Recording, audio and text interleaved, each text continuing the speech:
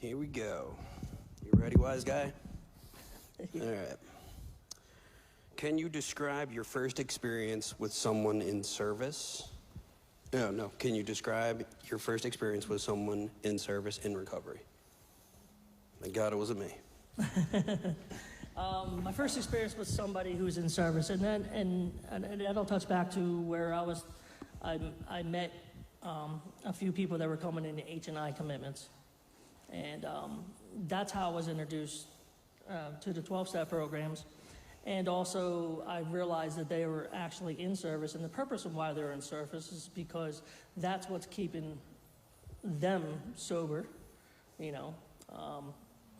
because I was able to see that carrying the message, is part of the step work, and that was my first introduction towards addiction recovery, because the mental hospital didn't really address that. They wanted to keep me medicated. Right. My first experience was someone in service in recovery. So if you were to divide each type of service, like one being more faith-based versus one that's AA, when I met CJ, he was more into AA.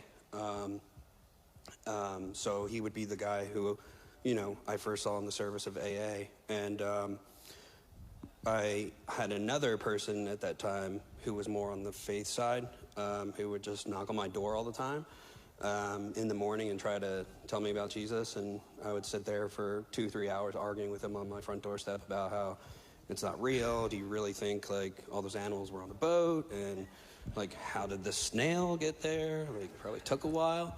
True. So, yeah, that was that. Yeah. Okay, yeah. Can you describe your reaction the first time you heard someone carrying the message of recovery and where it was? So actually, the very first time that I experienced somebody carrying the message was in one of my first rehabs. Again, the H&I commitment, and that's why I feel that part of the service is vital, because sometimes people don't get even an inkling that there is help out there. There's something that's bigger than the situation you're in or the place you're in. And so that was, where was I at on that one? Oh my gosh. Oh, it was a place called Ambrosia in New Jersey. Yeah. Actually, Detox. There you go. Detox was the first place that I was introduced. That there's a message, and there's something more than just detoxing, that there's actually a program out there. So yeah. First time I heard someone carrying the message of recovery and where it was, the Hampton House psych ward. I quickly realized, being in a psych ward, it was kind of like a rehab and psych unit all in one. They had meetings in there, all that sort of stuff. So I was there when I was 21, and that was the first time I heard about that. I didn't even know the Serenity Prayer. I was that guy where you hold hands at the end, and I would mumble, fake knowing the Serenity Prayer. So that was that. Okay. What experiences lead you to prioritize service in your recovery? Well, my experiences, as I gave part of my testimony, to be in service, I needed a platform for myself to live a life selflessly. And whatever that service looks like, whether it is pulling a big dude out of a house, and watching him for, 12 hours, 14 hours before we got him on a plane to get to Carolina, where he went, to being in service, that if you're in the home, naturally in the home group, I think we talked about that too. I needed to be involved. I needed to be purposed. No matter what I did, I wasn't feeling this selfishness that I had in myself, to live my life purposed to serve others. And so there's multitudes of ways that service can be applied to each one's life. So yeah. Serve God because I love him, and I love him because he loved me first. So, yeah. How has service become a major part of your life? Well, because of my heart of servitude, it actually has taken me to places where I could never have dreamed of. As an example, currently, I'm serving at Hope House for Our Families in Woodstown, and prior to that, I was in Philadelphia, in Southwest Philadelphia, in the heart of the ghetto, doing missionary work, and I met a lady, a godly woman, who has 2 sons, and she doesn't want to live in the ghetto, and so we asked God, we prayed to God to open up a door for us to live, in an area that that's, we'll just say less violent crimes and drugs and stuff like that. And so because of being in service and serving God and serving others and allowing Christ to live through me and to touch others, he's actually used that in order for me to shift to go to Woodstown, New Jersey, to where I can continually serve and then answer our prayers. And so I'll be getting married June 15th of this year. So my first marriage. I'm 50 years old. God spared a lot of heartache if I would have made it my decision of the timing of the women that I was going to be choosing. But this is where I'm at. So yeah, so that's where service has taken me. So you can ask him any question on that paper. You don't have to read in order. My wife keeps telling me he doesn't have to read every question. Yeah, I was like, some of the ones at the bottom are pretty cool. Yeah. So I'm going to answer that one. How has service become a major part of my life? So I wake up every day at 4 o'clock, and I work at a counseling center. It is IOP. It is methadone. They do have Suboxone, but I have a 50 client caseload. I have about 20 people that are like methadone, Suboxone, and all the rest are like DCP and P cases. Some people that just genuinely want counseling. I have a home group, and I do service through my church. So sometimes it can be a little overwhelming because, I wake up and when you're at a methadone clinic, man, it is all day, every day. Like, it's a busy place. But it's nice because I get to hear the same stories over and over and over again, and I never get tired of it. My perseverance to help someone who's sick and suffering has nothing to do with my own willpower. It all comes from Christ. So I'm glad I can say that here.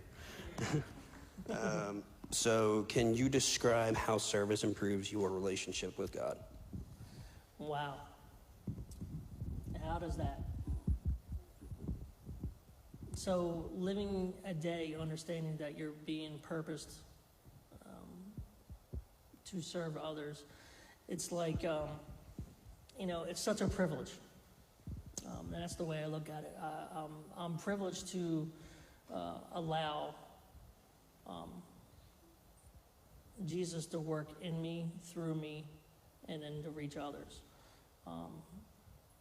The relationship in itself, it's kind of like having like the big boss, I think you refer to the mafia type of thing. Yeah. But so I have a higher power, and my higher power is obviously bigger than anybody else's.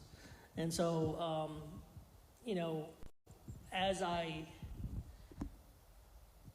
I go throughout the course of my day, what's most important is my prayer life. And it starts with prayer, and it ends with prayer, and then throughout the course of the day. So my relationship with Jesus, really grows faith, from glory to glory, and I can't even speak or put it in words. Just what the feeling that I get when you're. When you truly surrendered and realize that you're not that person who you used to be, You're not a selfish person. You're a selfless person. And when you have the Holy Spirit working through you, there's just like, there's nothing that can stop you, you know? And so, yeah. So same question, can you describe how service improves your relationship with God? It keeps me very humble, humble to be taught, protects me from pride. Man, you can learn a lot through helping other people. There's a place called Lindenwold Speedline from like, South Jersey, and there's a lot of homeless people there. And man, I'll tell you what I've learned helping out the homeless, it's a lot. I mean, one time I picked a homeless guy up, and he gets in my car, and he's like, man, this is a dump. Like, just looking around, he's like, you gotta clean this up, man. I'm like, yeah, you don't say. I worked at this place called Maryville, and I'm like cleaning these guys, like I'm supposed to like look for food. It's like an inpatient rehab, and I'm supposed to like make sure they're not hoarding snacks and stuff. And I'm like, this guy's like 3 days clean, and he's got his stuff so tight and so clean. I'm like, man, if he saw my closet back home, like, yikes, would he be like, this is a mess. So like, serving in different types of communities, whether it be secular, faith-based, or in church, it just humbles me from just being extremely arrogant. So, Q&A? Yeah? Q&A? Anybody have a question? In the back. Oh.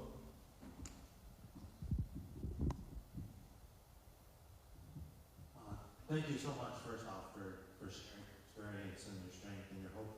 But with service, I just wonder, have you ever ran into trouble distinguishing if you're doing service for yourself versus doing it for God? Because I know personally, when I'm given opportunities to serve, it can sometimes be a struggle because I feel really good serving, but I know that we need to do it for God. Has that been something that you've come across? Yeah, quite often. You know, it doesn't mean that I should be stopping what I'm doing, but I need to question myself, is this giving God the glory? And that's where, we'll just say the prayer life comes in. And, I don't want to puff myself up, and I don't want to be that person. I try my best to be the silent servant, right? The best I can, doing the little things behind the scenes with integrity that nobody knows. But sometimes you are, up on a platform and everybody notices what you're doing. But if I'm not giving God the glory in those moments, then I am, seeking, we'll just say, seeking the glory. And then I realize that I have to humble myself and tell myself that, like, this is an opportunity given from God. And it's not my opportunity that I created in order to present that. So giving glory to God needs priority, but that's also, I'm a human being, and that's something that me and my Savior have to work on. I've definitely had the experience of falling victim to that sort of defect. I have a girlfriend who is like very, very AA. Like if there's a fundamental Baptist for AA, kind of like that. Sure. She's like, she knows all of her verses in the Blue Book, Big Book.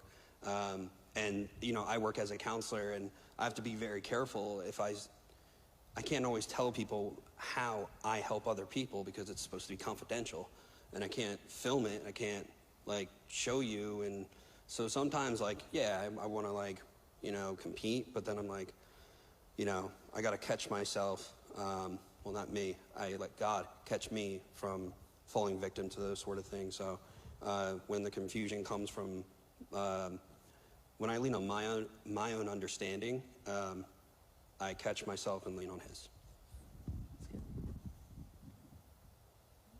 So, I'm new in recovery, and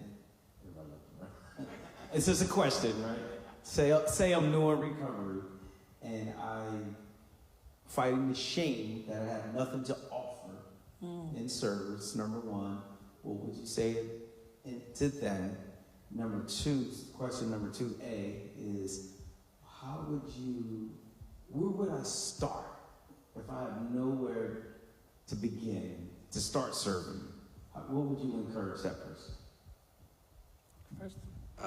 So if you're new in recovery and you're sober and you want to eventually get to service, but you're kind of ashamed of it, I would say you're just a miracle waiting for a place to happen. You're sober, right? Give it time. If you're not ready to serve, which I wouldn't recommend if you're just so new, because it might be slightly arrogant to serve right away if you're still shaken, right? You're not even out of detox yet, bro. Give it a minute. And I would say maybe not serve, and maybe serve yourself the right way and ask your sponsor when and how and that should take place.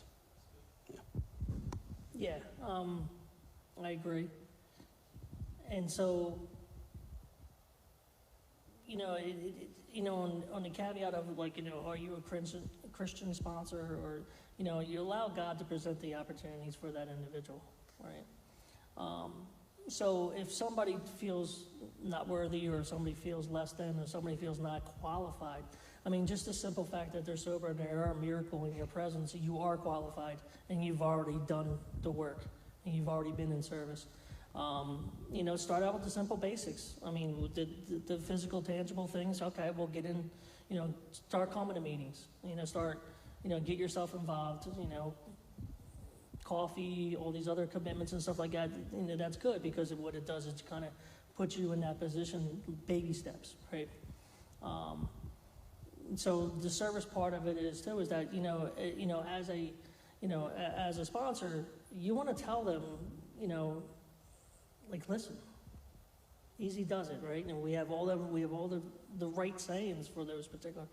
And so, you don't have to just jump right into that because you see this person doing this. Well, guess what? They started out in the same place you're in right now. When I first started coming in rooms, I was on the dean's list in college. I was, all these other accomplishments in life, and I could barely even retain a sentence, or even look at the step works, and even kind of memorize the first step, let alone the rest of the steps. But it took time. It took time for that, and I did have that sponsor where he said, just pump the brakes a little bit, one day at a time, and and that's what I would say, that's what we're there for. One thing I'll add too is if you're ashamed, if you improve 1% each day, right, in 1 year, that's 365%. So if you're not ready in just the first week, give it some time, man. Time flies, right? So in 365 days, if you're humble to be taught and you obtain knowledge and you execute knowledge, right? Because I'm sure everyone's met that guy in a rehab that knows everything, right? But because he knows, he's 20 days clean and he's got everything figured out.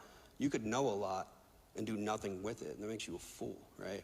So, but if you apply what you know, you become wise. And in 365 days, you can get that 365% if you just improve 1%. So if you want to get ahead, get started. Solid. Thank you. Thank you, guys.